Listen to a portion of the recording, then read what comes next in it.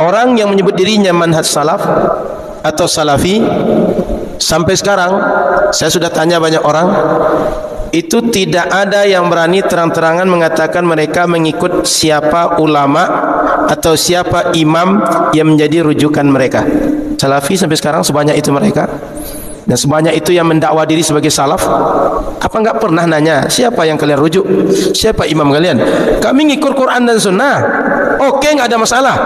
Kok ngikut Quran dan Sunnah? Kenapa? Buktinya kalian nyebut kata Albani begini, kata Bin Bas begini, kata Utsaimin begini. Sebenarnya ikut Quran dan Sunnah, ikut Albani atau ikut siapa? Atau imam kalian Albani? Albani baru kemarin 99 meninggal. Salaf yang mana?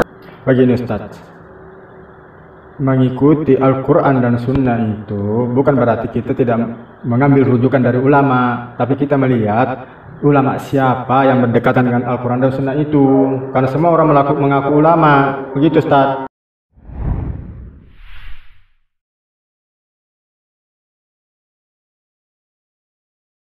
Manhaj salaf itu imam siapa yang diikuti.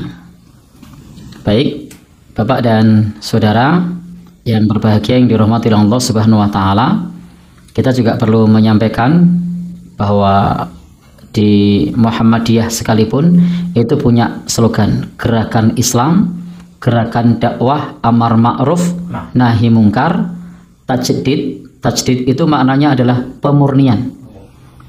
Dalam hal urusan akidah dan urusan ibadah itu adalah pemurnian, kembali kepada hadis-hadis yang sahih. Nah, sehingga tajdid dalam urusan akidah ibadah itu manhajnya manhaj salaf, yakni merujuk kepada salafus soleh. Nah, kemudian kalau di dalam urusan duniawi itu tajdid bisa berkreasi, bisa inovasi, maka slogannya adalah purifikasi dan dinamisasi. Jadi dalam urusan dunia itu berkreasi, berinovasi, tapi dalam urusan akidah ibadah, tajdid itu maknanya adalah pemurnian kepada dalil-dalil yang sahih dari para salafus soleh. Maka ketika ada warga Muhammadiyah yang menyebutkan ustadznya, nah, Kiai Dahlan menyampaikan seperti ini, Pak A.R. Fahrudin menyampaikan seperti ini, itu yang dikutip adalah atas pengamalan dari dalil-dalil yang ada. Jadi dari dalil-dalil yang ada. Atau ada orang yang ketika dia menyampaikan bahwa Imam Nawawi mengucapkan begini, maka yang diucapkan oleh Imam Nawawi itu adalah berdasarkan kepada dalil-dalil yang ada yang dipahami oleh Imam Nawawi. Atau ada orang mengatakan Syekh Utsaimin berkata begini, maka apa yang diucapkan oleh Syekh Utsaimin itu adalah yang dikutip itu berdasarkan dalil-dalil yang dipahami oleh Syekh Utsaimin. Tetapi prinsipnya manhaj salaf itu adalah kembali kepada Al-Quran dan As-Sunnah. Kembali kepada Al-Quran dan As-Sunnah.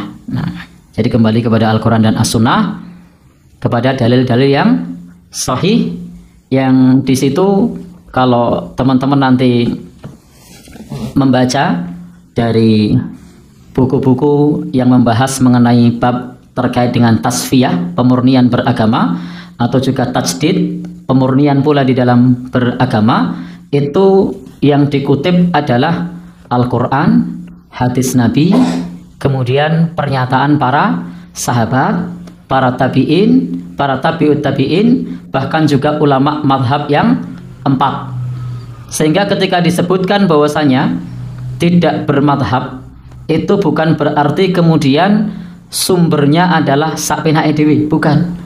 Justru sumbernya adalah Al-Quran, As-Sunnah. Kemudian siapa lagi? Para sahabat Rasulullah Sallallahu Alaihi Wasallam.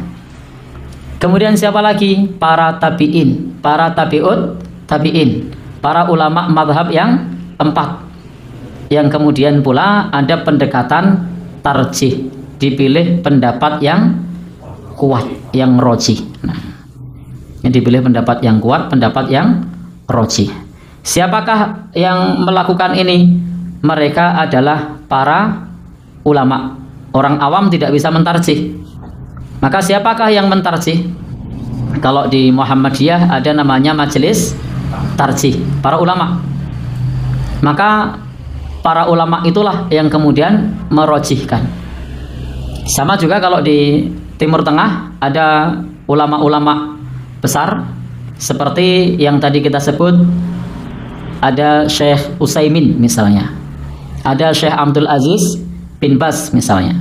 Atau kalau tokoh hadis misalnya ada tadi disebutkan oleh penanya Al-Albani misalnya. Itu sifatnya hanya mentarjih, memilih pendapat yang kuat. Nah, memilih pendapat yang kuat. Jadi intinya bahwa ketika kita beragama itu memang manhaj dalam masalah akidah, dalam masalah ibadah itu harus muwafaqon bil kitabi was sunnah, berkesesuaian dengan Al-Quran dan As-Sunnah. Kalau kita berselisih tentangnya, fa in tanaza'tum fi syai'in farudduhu ilallahi war rasul, kembalikan kepada Allah dan Rasul. Jadi kembalikan kepada Allah dan Rasulnya. Itu Allah berfirman seperti itu. Jadi di dalam hal ini ketika menyebut tokoh seperti Kiai Haji Ahmad Dahlan itu penggerak. Bukan berarti Kiai Haji Ahmad Dahlan itu nggawe dhewe, bukan. Ketika menyebut Pak A.R. Fahrudin misalnya itu penggerak. Bukan berarti beliau.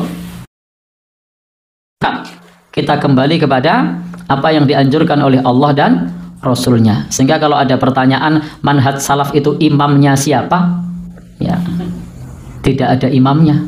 Karena kita sebagai umat Islam hendaknya yang namanya manhaj, maka manhaj kita adalah salafus soleh.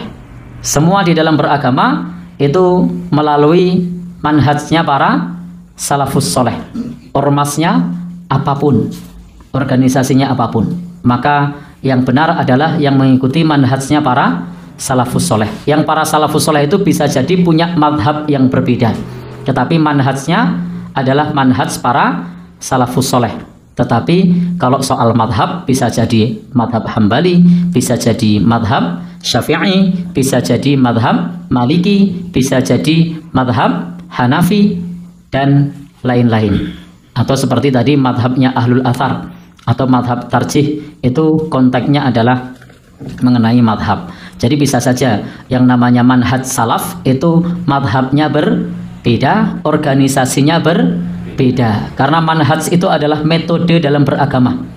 Jadi metode dalam beragama, bukan organisasi. Maka kita beragama sesuai dengan para salafus soleh di dalam beragama, khususnya dalam masalah akidah dan ibadah. Dalam masalah keyakinan, jangan bikin keyakinan sendiri. Kalau datang pengajian sekian kali pahalanya setara dengan haji, tidak ada dalilnya. Jangan bikin sendiri kalau sholat pada saat tahun baru nanti dapat keutamaan sekian ribu pahala puasa. Nah, itu nyun sewu keyakinan yang tidak benar. Jadi kembalikan kepada Allah dan Rasulnya. Yakni Allah sudah berfirman, fa in tanaza'tum fi syai'in farudduhu ilallahi war rasul. Jadi manhaj itu adalah lebih kepada metode jalan yang kita tempuh di dalam beragama. Lalu kepada siapa lagi cara kita beragama jika kita tidak merujuk kepada para salafus soleh? Rasulullah, para sahabat, para tabi'in, para tabi'ut tabi'in, para ulama madhab yang 4. Nah, tetapi kemudian soal organisasi itu bisa berbeda. Soal tokoh yang menjadi pengajar kita itu bisa berbeda. Jadi bedakan tokoh pengajar, tokoh penggerak dengan tokoh-tokoh salafus soleh. Wallahu a'lam bishawab.